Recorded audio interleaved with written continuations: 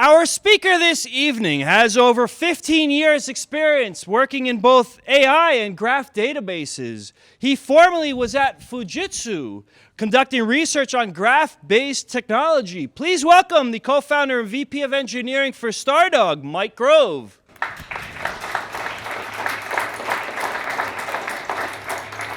All right.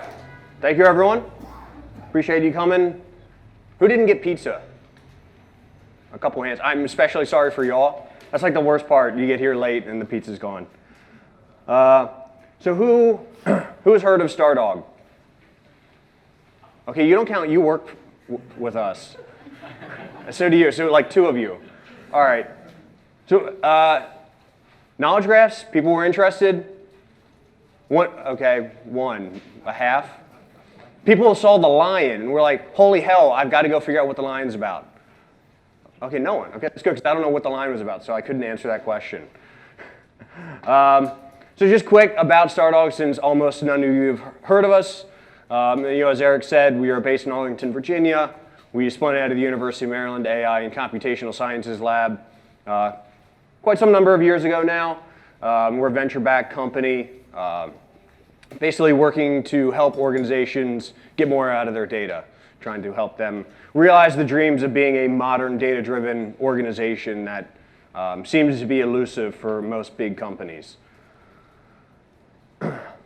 Just who are we doing this with? So you've not heard of us, but we're not, I'm not a crackpot. I might be. You can make your decision at the end of the hour. But we're helping some of the biggest companies in the world use Knowledge Graph to get a hold of their data and help them solve some of the biggest business challenges that they have. What does that look like? So Customer 360 is the canonical one. It's the kind of data-driven thing that everyone thinks about or talks about. Recommendation engines is another one that's probably something that's a part of everyone's lives if you're using basically any e-commerce thing, Netflix, Amazon. And then we're in the finance capital of the world.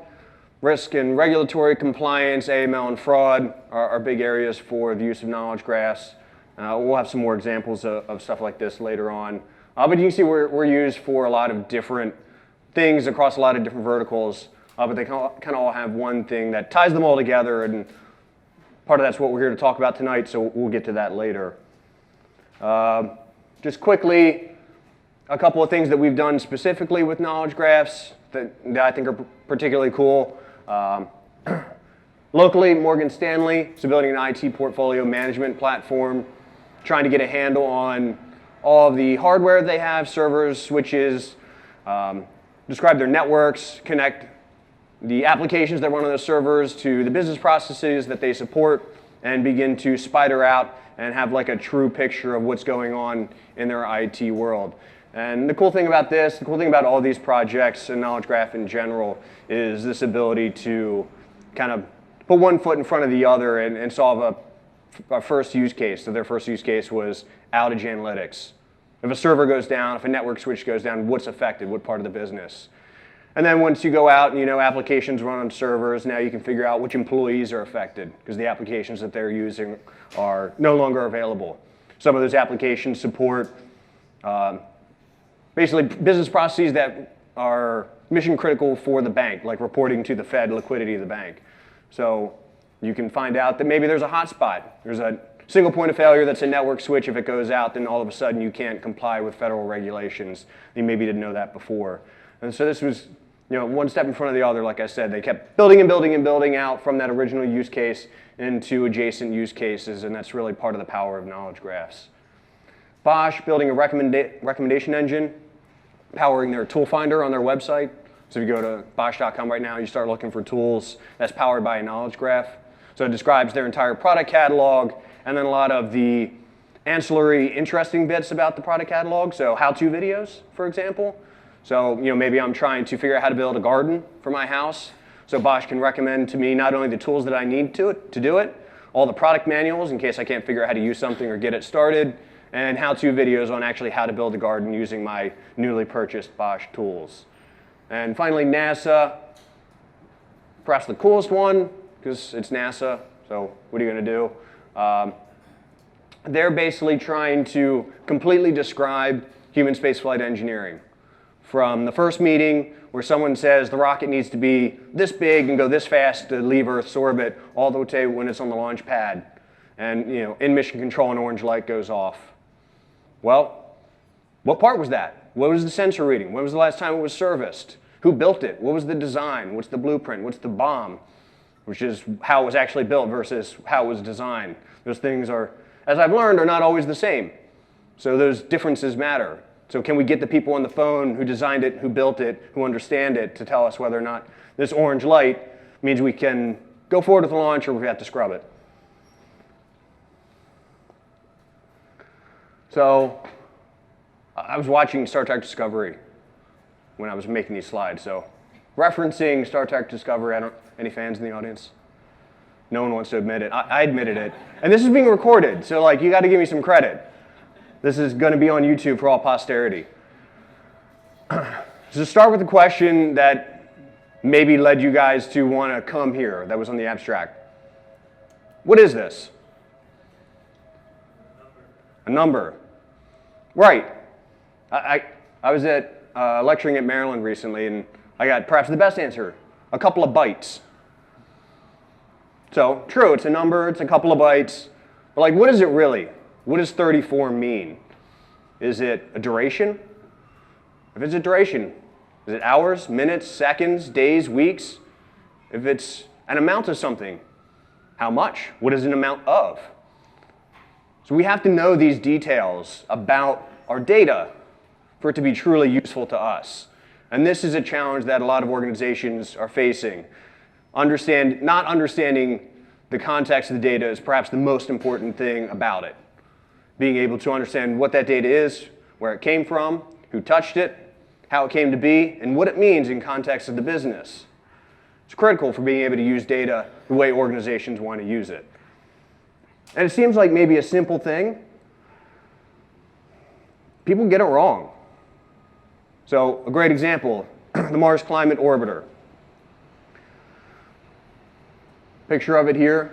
So NASA had this initiative back in the late 90s to build smaller spacecraft. Send them up cheaper, quicker, faster, easier.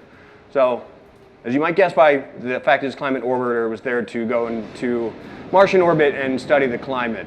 We get the lovely sounds of New York in the background here.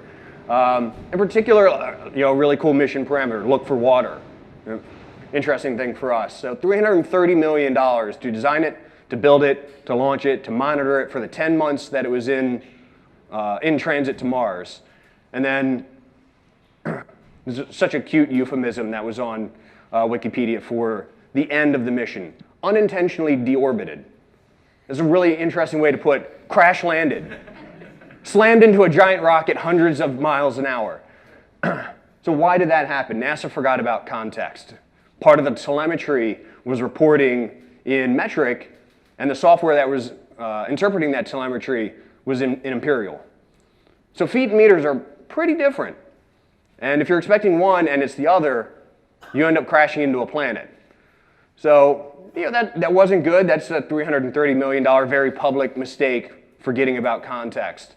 And not all organizations have like NASA's a bit weird. Like it kind of gets one shot to do something like this, right? You don't get a do-over on a mission to Mars. You can always launch another one, but it's a pretty big effort. So getting the context right is especially important to them. Otherwise, you end up with a very costly and high-profile failure. So why now? Why are we thinking about how much context matters with respect to our data? So I'm sure it's escaped no one's attention how data-crazed modern companies are. So, anecdotally, they understand the value of data. They've read reports from McKinsey and The Economist that talk about, the TLDR of it is businesses that use their data have better business outcomes. And then there's studies like this one from Gartner showing, tangible market value, market impact from a company's ability to use data. So your Facebooks of the world who are directly monetizing their data are seeing a 3x multiple on their market cap. Data-savvy companies are still seeing a 2x market cap, and then everyone else is still kind of muddling about trying to figure out how to use data is stuck at the 1x plateau. So how do we get up that gradient? How do we become more successful, use our data better? So not only can we provide better customer service, repair machines before they break down, and put more money in our shareholders' pockets. So a lot of different ways and shapes this impetus takes form at these big companies. So this should look a lot like the slide of how Stardog's helping companies. It's a lot of the same stuff. So Customer 360, as I said, is kind of the canonical one. A lot of HR analytics, like these are a couple things that kind of span industries, but there's a lot of obviously industry-specific things. Predictive maintenance, supply chain optimization within manufacturing, as I said, AML, regulatory compliance in finance are two good examples. And the way these all kind of fall out, so direct monetization, so that's Facebook selling our data. That's the minority of companies that actually have data feeds to sell. But increasingly, as companies get more data savvy and treat their data as the first-class asset that it really is, where that may not have originally been something that was available to them, once data is really taken care of within the organization, that could become a possibility. But more often than not, they fall into this indirect monetization. So sticking with Customer 360 is the theme, showing me the ad at the exact right time when I'm on Amazon or any other site that gets me to make the purchase that I was thinking about, wasn't going to do, but the ad just kind of nudged me over the edge. I spent the money. So that's that indirect monetization of the data. You knew what to show me at the right time. So some of this was just external to the data-driven initiatives at these companies. Some of it is inherent to it. But we're starting to drown in data. The kind of cool stat that I've heard is we create 500 million HD videos a day worth of data, which is just kind of an astounding amount of data, and it's not slowing down. And so people have fetishized about the volume of data for years. So this is what the rise of Hadoop and the big data ecosystem, and volume was an important thing to tackle, but that's a long since solved problem. The hard part of this is what organizations actually are facing now, and where context comes into play is variety. Within the walls of the organization, it's not 3 buckets of data. Just within structured, within SQL systems, you have Postgres, MySQL, MS SQL, Teradata, things that kind of look like SQL, like Cassandra. CQL is a little bit like SQL. Semi-structured, you have a whole myriad of semi-structured document stores, Mongo. Unstructured, very much not a homogeneous blob. Most people just think, it's text. Sure, it's text. It's also audio, video, social media streams, IoT feeds, CAD-specific, CAD diagrams, so like format, industry-specific things. So you can't be lulled into believing this is a very simple problem, because the variety of data that's kind of underlying this chart is somewhat astounding. So what does that look like in reality? So we'll continue sticking with the Customer 360 scenario. They mostly fail, which is weird, right? So this is an important initiative. Companies want to get more out of their data. They want to move up the food chain, start seeing the better business outcomes. They want to be cited as a data forward company, whatever. And most of the efforts are failing. This is from a Dun & Bradstreet report. And most of them reported because they can't make the 360-degree view of the data. So the fundamental thing that Customer 360 is about is the thing that organizations are tripping over. So they're tripping over the starting gate, effectively. They can't put together the data about the customer because the data about the customer is all over the organization.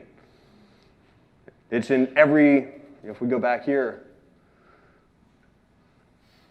you just think about all the customer data that's in there, all the different ways customer data can be stored. It's in a data lake. It's in SharePoint because it's in emails.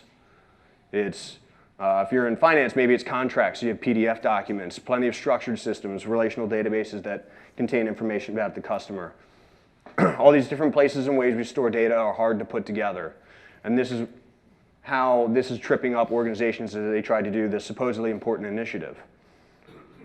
So it's not at the macro scale that this is a problem. Data scientists, any in the room? 1.5. You look like you're not sure you're a data scientist. Yes? You're masquerading as one? You're thinking? Okay. So, of the two of you, how true is this? 80% of your time wasted wrangling and munging data? You guys are the ones left holding the bag. So to make Customer 360 work, to put the duct tape and the baling wire on it, data scientists are the ones going, oh, well, okay, well, now I got to go get some data from Mongo, and I got to get it from the data lake. And now I've got to do some magic on some PDF files that I got out of SharePoint. And you're the one doing this ad hoc analysis and alignment of data. You run your analytic, and then all that goes away.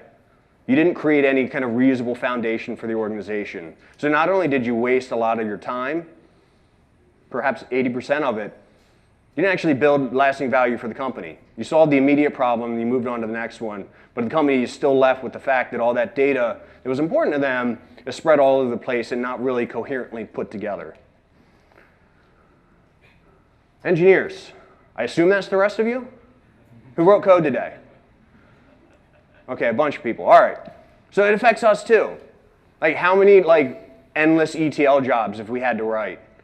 And Java people, like Hibernate, Jesus, that's a pain in the ass. And like any other ORM, like you're so tightly coupling your application to how the data is stored on disk. You try and go back a month, a week, a year later, add another column to that relational database. Well, I mean, you just kicked over the bottom card of the house of cards. So, that ends up, instead of what should have been a 10-minute fix, a 10-minute change is perhaps now a multi-week project. You're nodding your head yes. You've been through this pain. That's good. We spent a lot of time plumbing, just gluing together different things, moving data around, making copies of data and putting it somewhere else just to get a job done and kind of solve an immediate pain point. So we're spending too much time plumbing.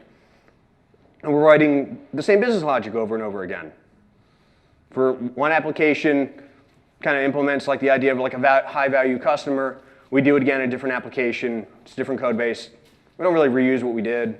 We just recreate it. We reinvent the wheel, especially if it's different part of the org, different line of business. So more wasted work. So to try and wrap up the why, I'm going back to NASA. We've had a long relationship working with NASA. We just had a presentation about our work with them, so I've had NASA on the brain. But I think this is a quote from the Columbia accident investigation. They knew what the problem was.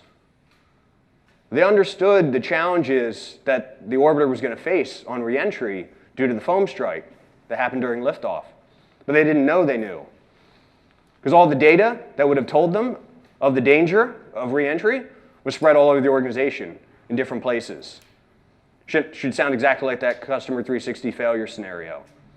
So if it's tripping up NASA, it's certainly going to trip up every organization on the planet, and it is. So the key to bringing context to data is the logical model. So I think the easy way to just data and context is knowledge. Knowledge is really what the organizations need to move forward and effectively use their data. Collecting it isn't enough. Data lakes end up as processed without any purpose. It's a great example. And they make the mistake of assuming just putting data next to other data, like magic things will happen. But if you've ever put two USB sticks together, it doesn't make more USB sticks. So simply just crossing your fingers for something good to happen isn't a good sound engineering principle. So that means we need a way to say what data means. We need a way to talk about that context and represent it so that we can use it, so that our organization can use it and take advantage of it. More specifically, it should be machine readable. Humans are good at many things. Doing things quickly is probably not one of them, certainly not at the speed of a machine. It also makes it a hell of a lot easier to process data at scale. And there's different ways to think about scale. It's not just map-reduced jobs and just raw crunching numbers. Scale of the variety of data. Scale of the different types of data. Another important aspect to scale. So that leveraging the fact that data needs context lets us take on this challenge, the kind of forgotten V of big data, which is variety.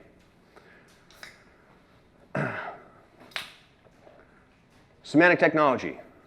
Anyone? A couple people look like you're begrudgingly admitting it. Excellent. So yes, for the three of you that have heard of this should sound familiar, the semantic technology.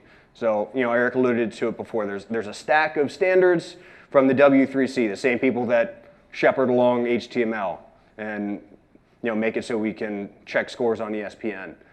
Data, so it's RDF, Resource Description Framework, describes how to represent data as a graph.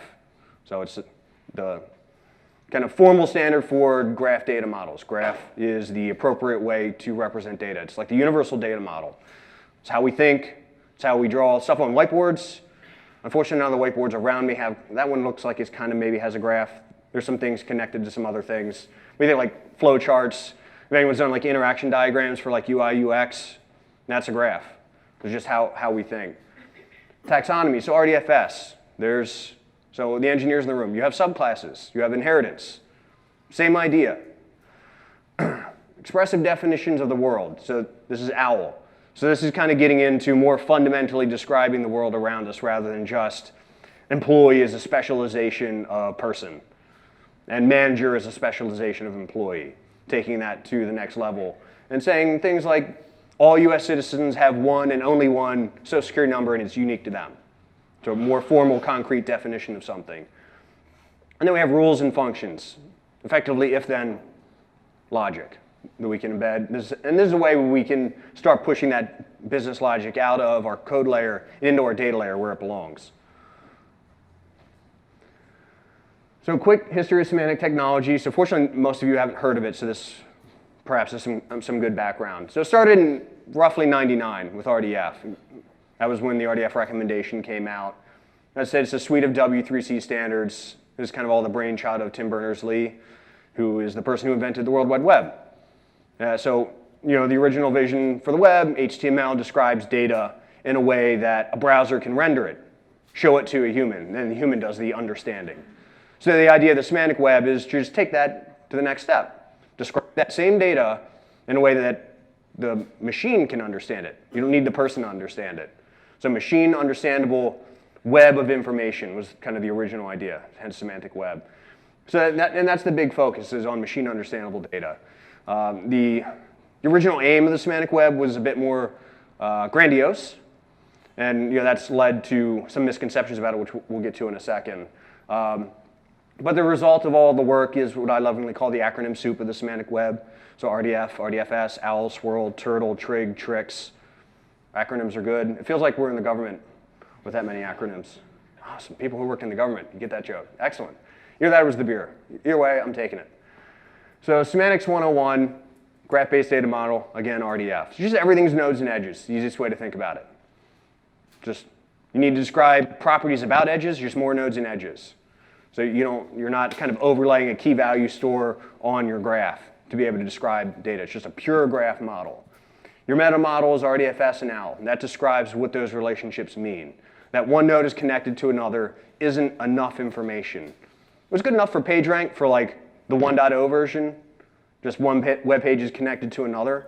But that connection means something, especially in the real world. That connection means that one person knows another. One part is like a piston is a part of an engine. So and these distinctions matter, so you have to be able to represent them and talk about them and talk about specifically what they mean. So these are called ontologies, logical data models, whatever word you want to put on them. Ontology was kind of a dirty word for a while, so I usually stick with data models or logical models. Anyone who works in finance, FIBO is a really good example. So it's an industry effort to basically describe the entire financial system. What is a contract? What is a trade? What is a credit swap? And describe them down to a level of detail that a machine can make sense of this and be able to kind of do the right thing with the data, given kind of enough of a nudge in the right direction. Sparkle is the query language for this. SQL with curly braces. For those of you who are familiar with SQL, it should take you maybe a day to learn the difference syntax. But joins, grouping, aggregations, filtering, this should all sound familiar to you. This isn't like a new approach. And then last thing, good data is great. So data validation, shackle.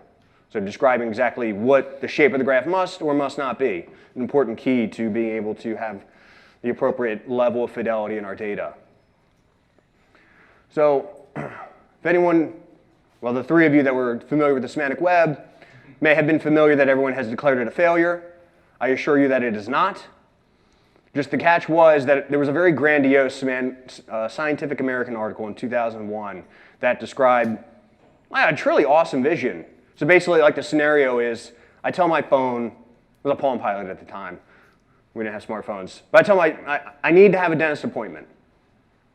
That's it. But it understands context. So it understands what my schedule is, what the dentist schedule is, who my dentist is, when I like having an appointment, before or after work. Maybe I prefer them after work, but I have an after work commitment for taking my daughter to dance class. Knows that difference, makes the appointment in the morning. So with kind of minimal direction, the right thing happens, the machine acts on my behalf and helps me out. So like that's awesome, but that requires a whole hell of a lot more technology than just machine understandable data. So yeah, that part of the vision, we're still not there. We all, like Siri and Alexa and Google Home, like we're getting there. But that's not what the semantic web really was, machine understandable data. That's what it was about. That was a smashing success, and it's found its home behind the firewall. It's not this wonderful web of data that's self-describing where everyone coordinates and agents act on behalf of humans and work with Facebook to get your data, because that's always easy. Facebook gives up data about you very easily. So the original vision kind of missed the mark, but the technology is sound. So Semantics and Modeling 101. Talk about how you're actually going to do this stuff. So for the engineers in the room, classes, just think of them just like kind of classes in programming, object-oriented style programming. Sets of things with common characteristics. We can organize them in hierarchies. Like I said, we get people, employees, managers, and we can basically figure out which of those buckets you end up in based on your properties. So if your address is located in the United States, we can assume that you live in the United States. And therefore, you are part of the class of people living in the US. So we don't have to define that you are. We can infer who you, like a characteristic about you from data that we know. So properties, kind of like properties in OOP programming, attributes of these things. So you have object properties, so it's your relationship to another entity. And then data properties, they're called in RDF, which would be like my age or my birth date. Not really another entity, but like Mike attended University of Maryland. University of Maryland would be another entity, so that's an object property. So the meta model includes domain and range restrictions, so this is exactly like it shows here. Bands and artists, this is kind of basically where a property can go, what type of relationship can be on the other end of that property. So it's just describing, if you think about, in RDF, everything's a triple, I think. When we get to the graph in a second, I'll show you, but it's subject, predicate, object, like little sentences. So domain and range describes what the subject or object can be. So one of the cool things you get from this formal model is reasoning. This is exactly what I described before. Figuring out the implicit fact that I live in the US by the fact that I have a US-based address.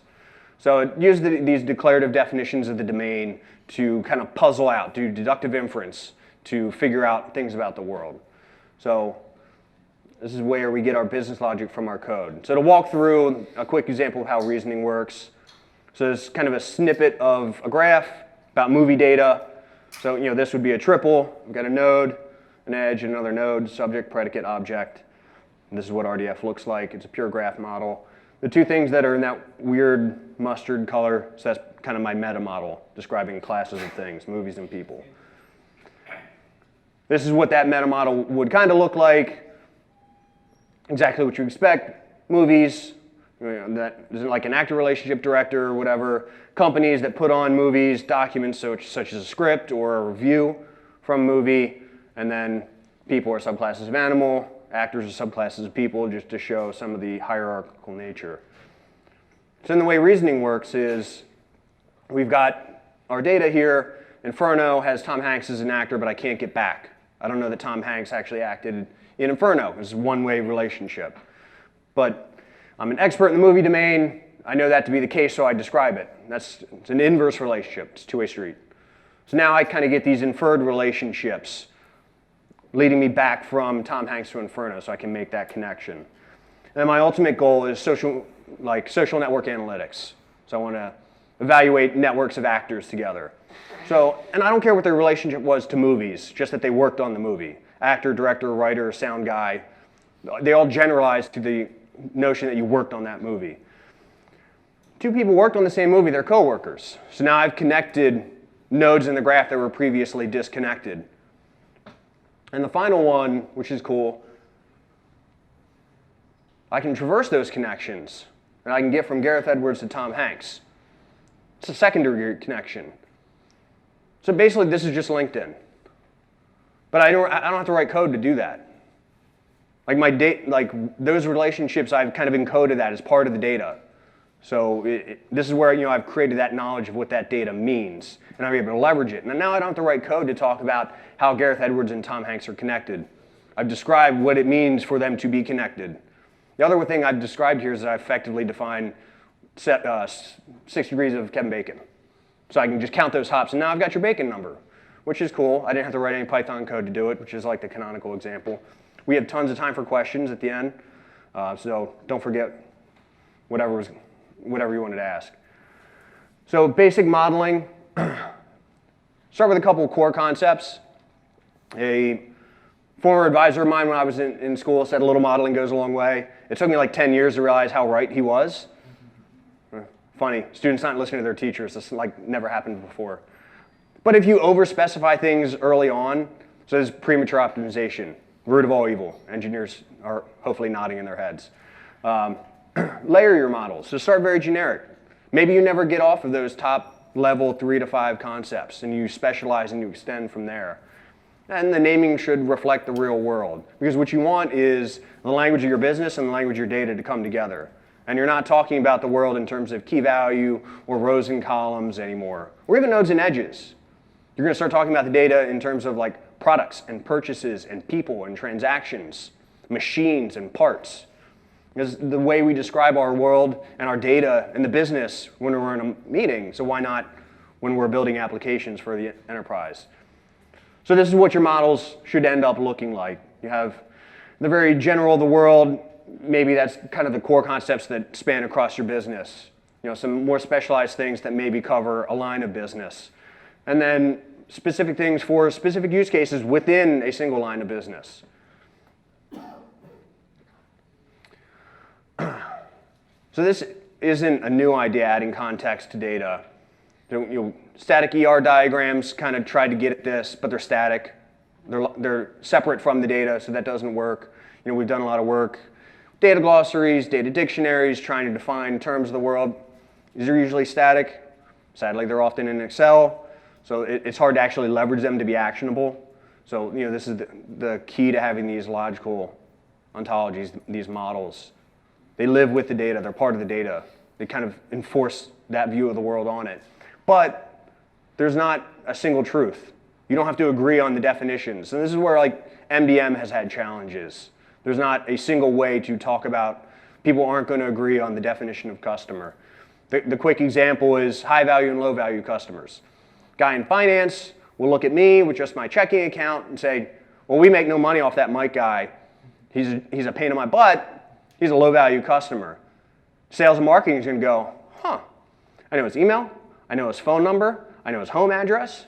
I can sell him a credit card, a small business credit card, a home loan, an auto loan. I can tell Mike all of the things, and I know all of the ways to get in touch with him. He is a high-value customer.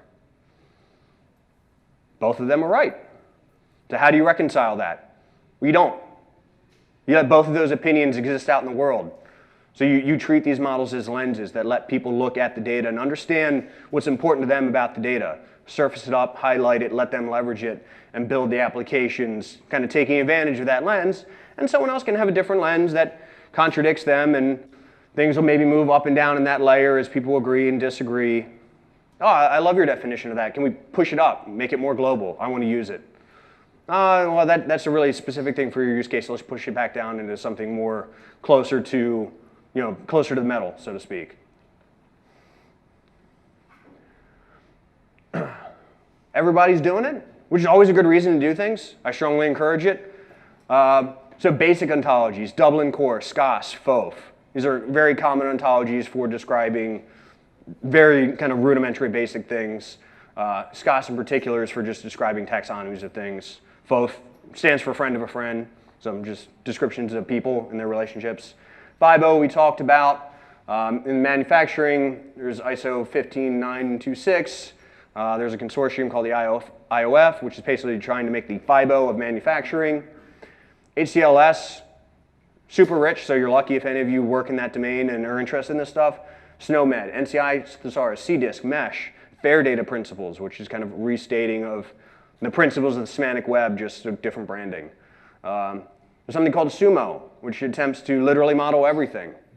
That violates the core principle of basic modeling 101, but they had their reasons. It's an interesting thing to look at. And then schema.org, which I suspect a lot of people in the room have heard of. Yeah, I get a couple, okay. So Google has done a great job of incentivizing use of schema.org. If you mark up your web pages using tags from schema.org, using their ontologies, their models, you will have better SEO. Really good incentive for an organization to start dipping their toe in to describing their data a little more concretely. So modeling in the real world. So at this point, I'm going to turn it over to a dear friend of the Stardog family, Mike Poole. I don't know your title. Mike's at BNY Mellon. He's been doing knowledge graphs in production for quite a long time and knows probably more about this space than I do and certainly understands what it's like to use it in anger. So you don't have to take it from me, you can take it from someone who's actually been there. So everyone please welcome Mike Poole. Oh. I didn't think about this part. That's right. It's on. It's good.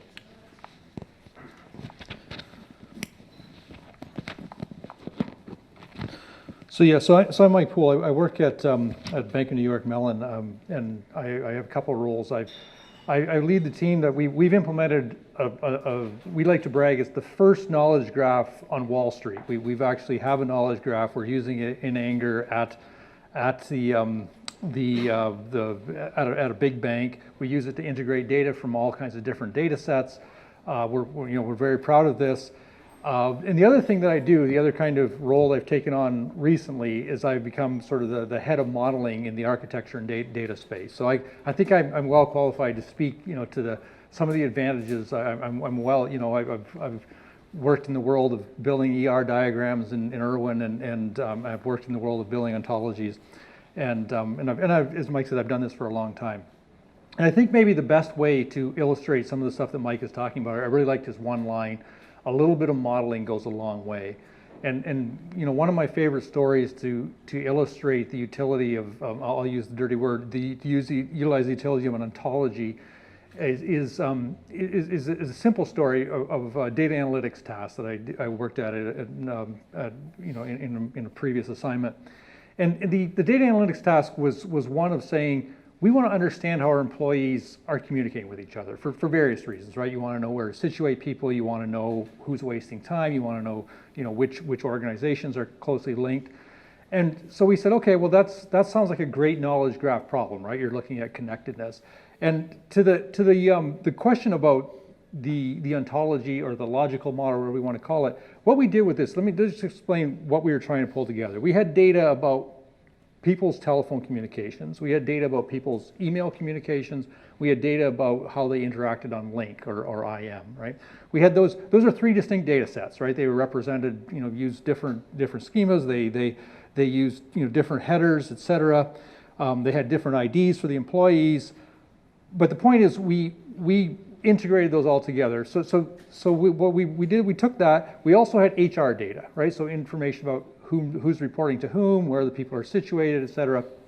So we took that data, and we had a relatively simple model of communication events, right? That's a very simple notion. You have a communication event.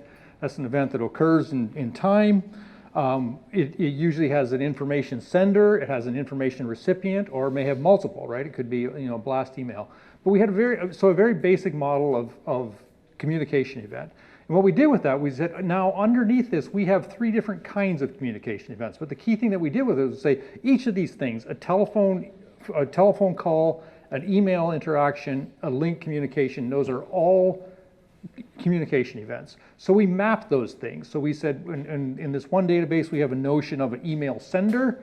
That's a communication or originator, right? There's this common model. Similarly for the phone call, the person who made the initial call, we mapped all those things. We pulled them all into one data set. We retained the fact that these email communications are different from phone communications. We wanted to save that information, but we also had it linked up to this generic model. So we knew that the person who sends the communication, the person who starts the phone call, the person who sends the link IM, they have something important in common. They're the communication originator. So we captured that in our model. That's not something, there's no rocket science there. It's a very simple thing, but we captured that in our model.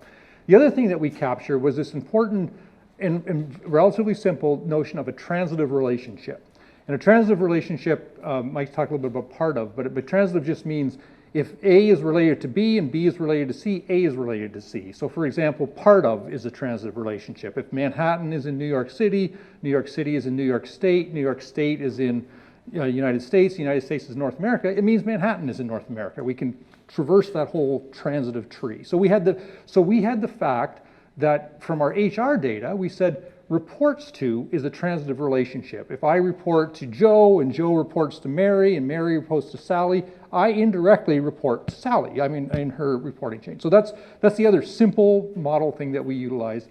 The third thing that we did with our data was we threw in a bunch of geography data with it because we were trying to do analysis of, this was at a big bank that had branches all over the place, or had offices all over. We wanted to understand communication. So we just took some open source geography data, information that's easily available, that's in graphical format that we could throw in there. So we threw that in, and that gave us all this free information about the geographical structure of the world, and we get that part of relationship. So I now know that, for example, that Berlin is part of Europe, for example.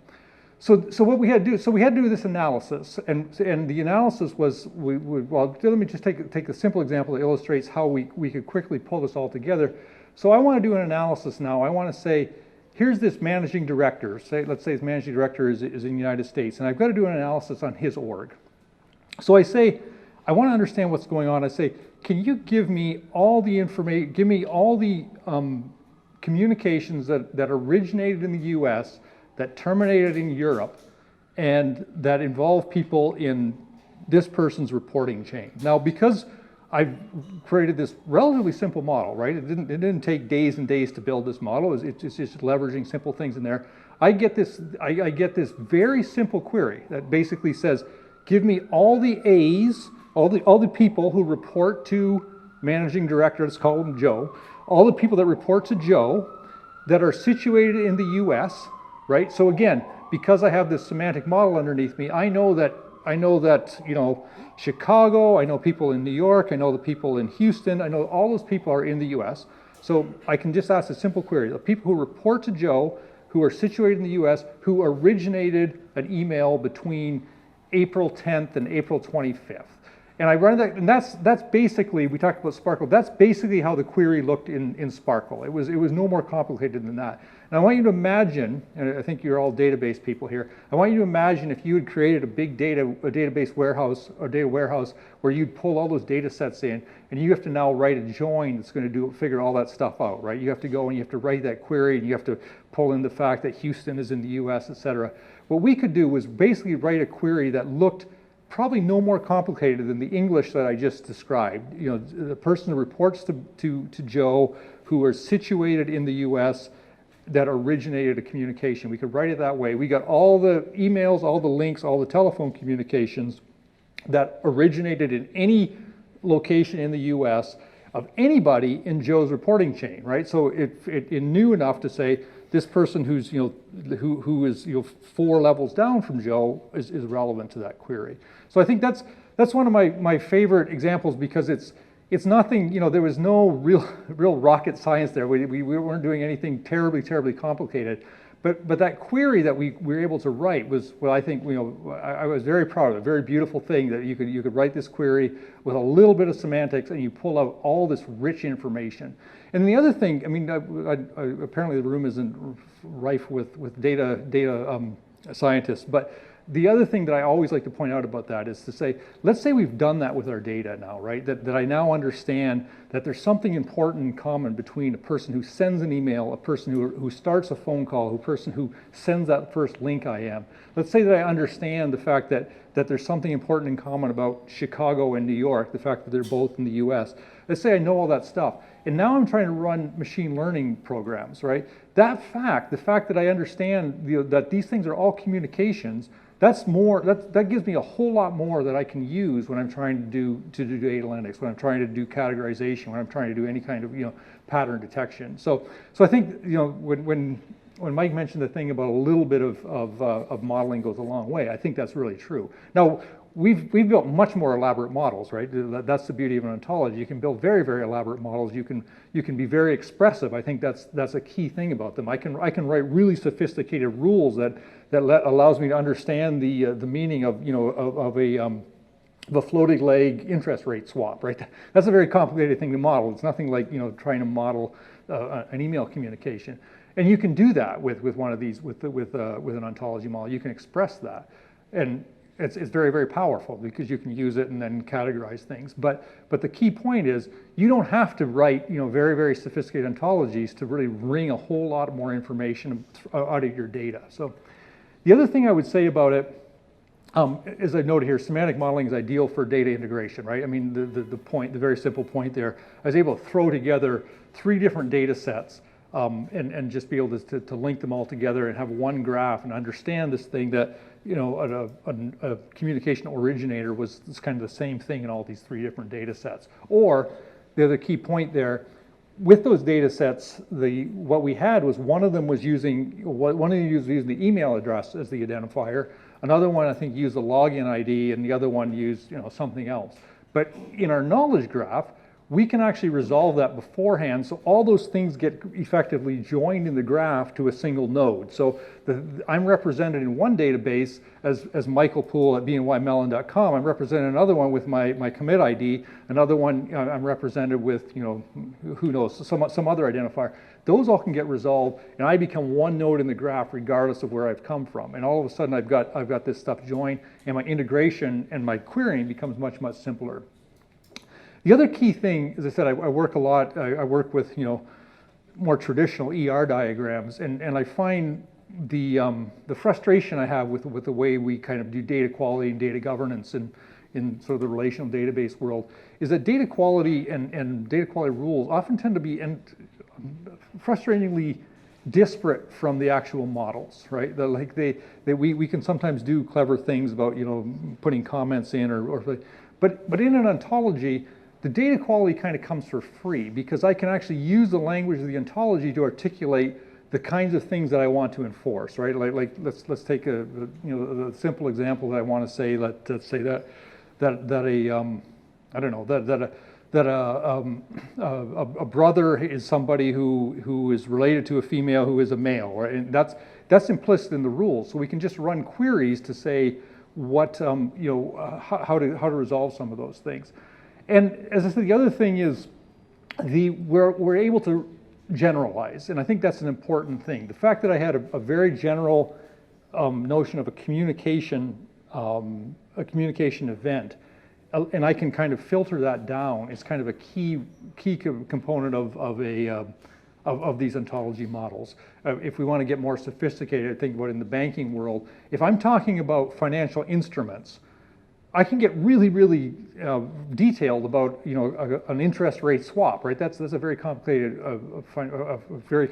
financial instrument. But it has something in common with an equity, right? It's something that's traded. It has a buyer, it has a seller, it has if there's a contract, it has a start date and an end date. So I can inherit those things downwards, and that's kind of another important thing. We can kind of capture the richer complexity as we kind of descend down the hierarchy. So anyway, that's the I'll go down here. That's sort of the high level, what the utility of the ontology is. So a couple other things to say here. This is just I've just brought up a couple different examples of other places where I've used this, where again, you know, I don't want to go into excruciating detail, but one of the things we're doing is using ontologies and knowledge graphs to link metadata to each other. So, you know, again, I don't know how many people are in finance here, but you know, we have a problem in the finance world. And this is a very typical general data governance kind of thing. You know, we have business glossaries, taxonomies, et cetera. We try to link up our data models to them, et cetera. We try to make sure that all our different databases are connected to the right business terms and this sort of thing. What we've done, one of the things that we did with one of our lines of business is to say, let's take your glossary, let's standardize your glossary, let's specify an owner, let's specify, let's say, the enumeration that comes along with it, and let's represent that in a graph. So we have this whole thing, and I'm able to, you know, I have this graph of my business glossary. I know who owns it. I know what data domain it's in. I know, let's say it's you know, currency of transaction. I can link that to an enum that says here's the enum list for that. And then what we've done with that as well is we said, okay, now let's filter that out. Let's take that, and now let's actually map all those business terms to all the different data sets in the bank that use them, all the different, you know, database fields. So we've actually linked that up, and we have that stuff linked to all the different database fields. And now we can take those databases and we can say things, you know, which servers are those databases running on? Which applications do they support? And we get this stuff all linked up in a graph, right? So this ends up becoming a graph, and now I can do analytics on it.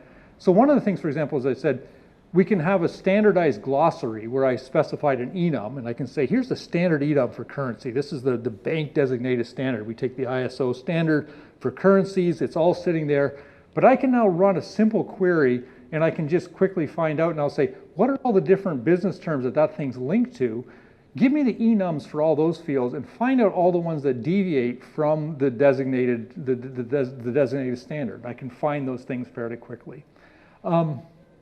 The other thing that, you know, again, a relatively straightforward example of things we're doing with it, with these ontology models, is we take, we do an analysis of the, you know, we have information about all the different hosts and certain, you know, all the different servers in the organization, where they're situated, which applications are running on them.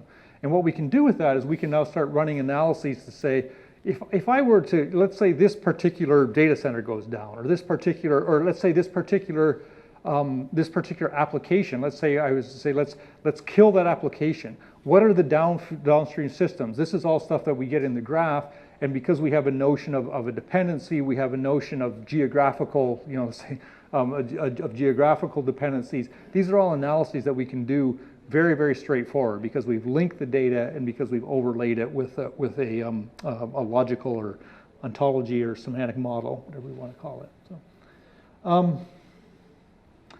Yeah, so as I said, one of the things to, what are some of the lessons learned with this? And I'd say, as I said, I've discovered time and again, Mike had this list of like upper, middle, and lower ontologies. I think it's really important. I won't necessarily say leverage an upper ontology, but to have a middle ontology, because that's really where you get a lot of bang for your buck. As I said, a notion of a communication event ends up being reusable. The notion of a contract ends up being extremely reusable. And if I have different lines of business, the one thing they all have in common is they're all dealing in contracts. So if I can map those all to one central concept, I can inherit that knowledge downwards. I can reuse it very, very effectively. Hierarchical relationships. That's a really kind of where we really get this notion of a simple bit of modeling going a long way. That's very true. If I understand the hierarchical order, if I understand subtypes of, let's say, you know, financial instruments, if I understand parthood in a geography ontology, extremely effective, extremely useful for doing reasoning and kind of wringing a whole lot more out of your data that goes far beyond what you might be able to do in a relational situation. And as I said, really, you can exploit the ability to articulate meaning. You can say what things mean, and you really have very, very effective tools to do that, much more than you might find in a very traditional database. So I think that's, that's essentially my quick overview of using these things in real life, why they're so effective. Awesome. Thank you, Mike.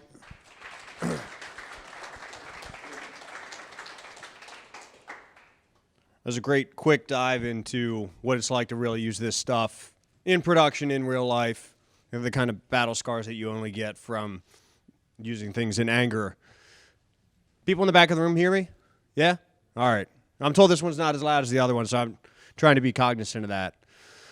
A couple more things to go over before we get to the giveaway, which is why I'm sure everyone's here. Certainly not to listen to me blather. Although, Mike, you were great. Thank you. Mike talked about it. I hinted at it earlier.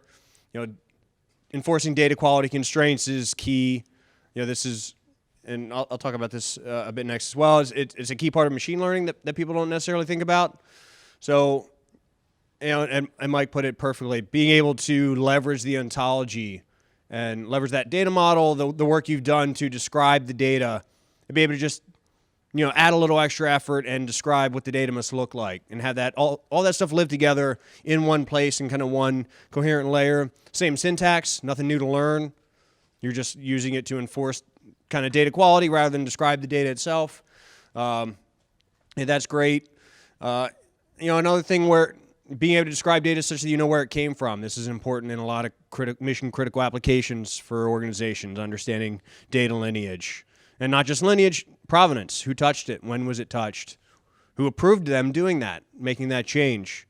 So understanding kind of the chain of custody for a piece of information.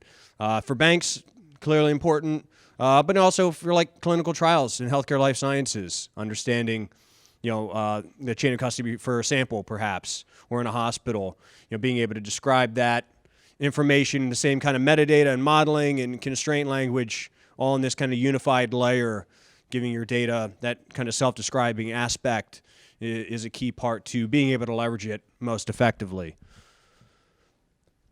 Oh, and the other thing to mention, so I mentioned provenance. So yet another thing the W3C has already kind of figured out for us that we can leverage. So it's another ontology, another logical model for describing data provenance. So you don't have to reinvent the wheel there. You can just use what someone else has already figured out as a best practice. So machine learning on steroids. Part of the craze with data is wanting to do some sort of machine learning. This is what mostly people mean when they say AI. They mean machine learning. And then within machine learning, there's logistical regression, linear regression, convolutional neural nets, deep learning. Like there's 100 different ways to do it. But like the dirty secret is basically the limiting principle of machine learning is garbage in, garbage out. If the data is terrible, if it's incomplete, if it's out of date, if it's incorrect, if you don't have enough of it, you're going to have a bad outcome. You're building a bias into the model, and the model is going to reflect that. That's going to be part of the predictions, that bias, that the incorrectness in the data, the incompleteness. So you want to be able to safeguard your data. You want to make sure it's correct. You want to make sure it's complete. I think a great example of the utility and how machine learning can go off the rails is there's an example, an article I was reading, someone trying to train for computer vision a machine to identify pictures of cats. Cats are usually in homes, so all the training data set was pictures of cats in houses. So you give it another picture of a cat in a house, amazing precision. Machine's very good at that. You put a picture of a cat outside, it fails. Because what was the signal it picked up? It wasn't the cat, it was the house. That was the stronger signal, so that's what the algorithm picks up. Because why? It lacked context. It didn't understand kind of the background knowledge of what was going on.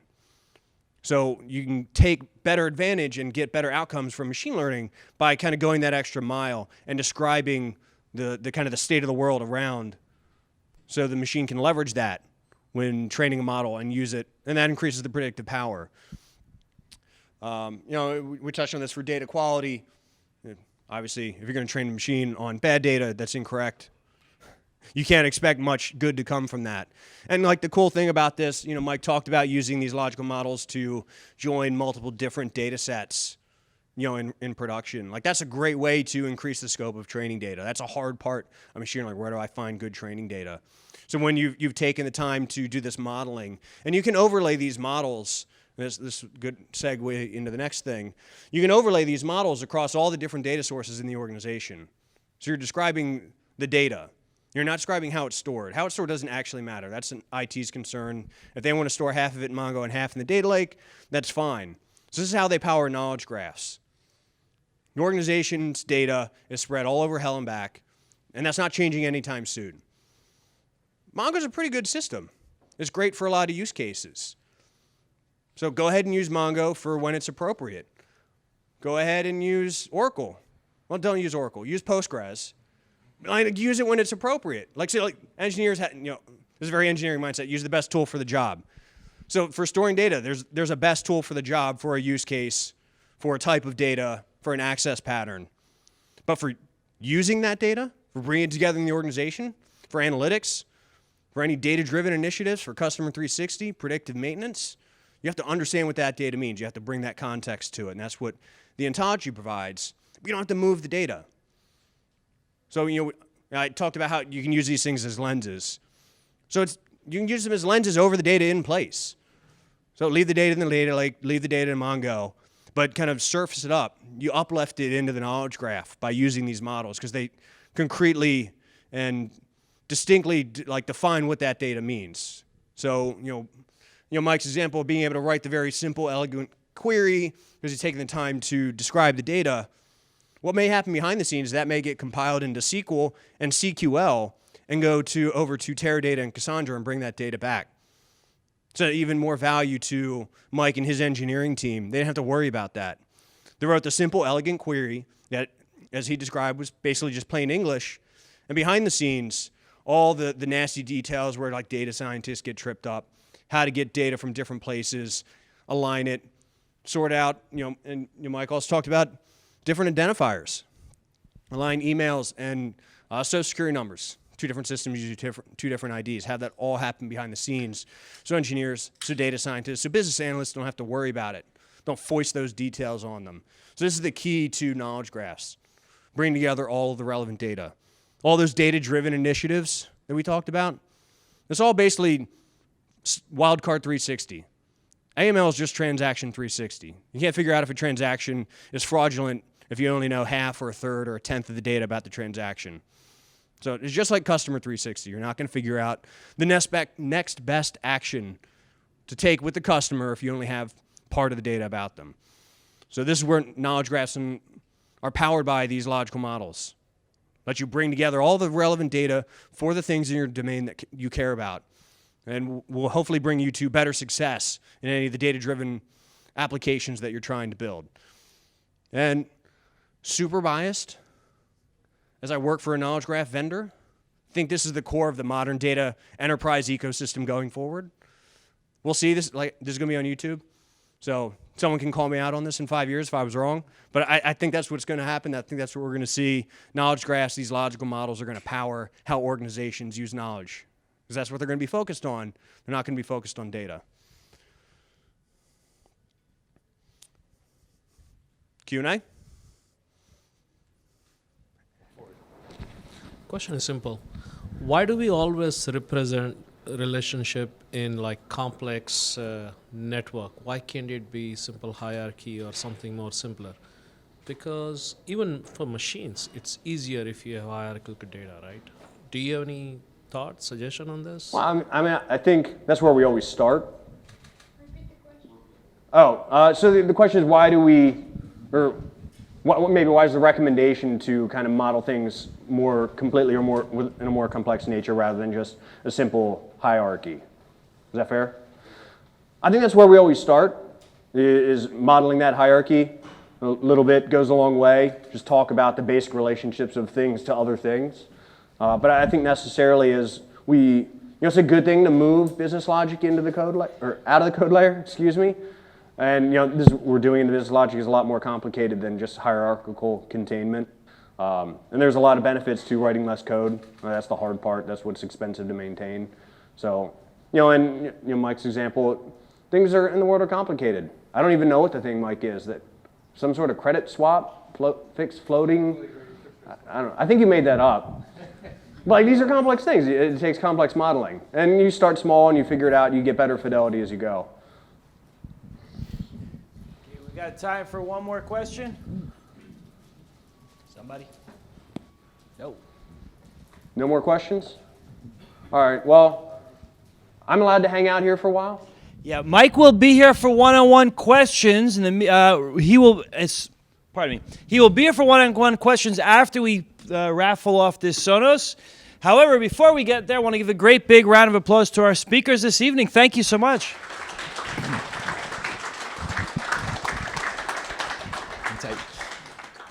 Has everyone got their cards in this bag? Who wants to potentially win? Yeah, toss one in. Come on up.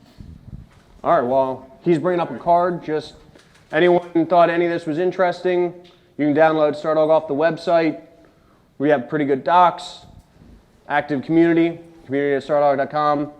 Plenty of tutorials. It sounds like this stuff was new to a lot of people. A lot of walkthroughs on graph modeling, querying, using virtualization to apply these ontologies to a variety of different data sources, how that works. If you don't feel like installing anything, Stardog Sandbox, a hosted service. They're rather modest machines. Don't go put 10 billion edges in there. Or I'll get an alarm from AWS that our budget's been blown. But it's a hosted thing. It won't go away. Play with it. Do whatever you want. It's fun to experiment with. Cool. All right, for the raffle, can I ask you to reach in and just mix them all up?